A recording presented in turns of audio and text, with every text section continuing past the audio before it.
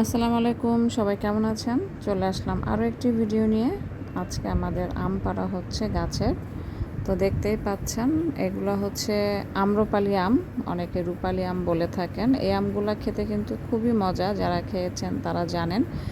তো এই গাছ হচ্ছে আমাদের নিজেদের বাসায় লাগানো। আমার আব্বু মোটামুটি সব ধরনের ফলের গাছ লাগিয়েছিলেন।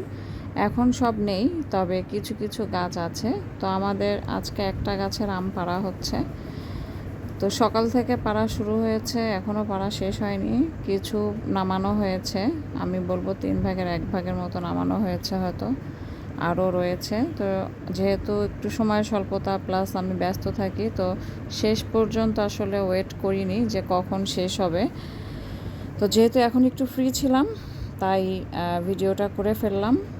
যে আম পেড়ে যে গাছ থেকে নামানো দেখতে পাচ্ছেন, ঝুড়ির মধ্যে পেড়ে সেটা আবার ব্যাগের মধ্যে ঢেলে তারপরে দড়ি দিয়ে নামানো হচ্ছে। চেষ্টা করা হচ্ছে যেন একটা আমও নষ্ট না হয়। তো নিজেদের গাছের আম আসলে ব্যাপারটা অন্যরকমই আমার কাছে মনে হয়, কারণ একেবারেই মানে বলবো যে হচ্ছে বিষমুক্ত যেটাকে বলা হয়, যেহেতু আমাদের নিজেদের গাছ, আর খুবই মিষ্টি।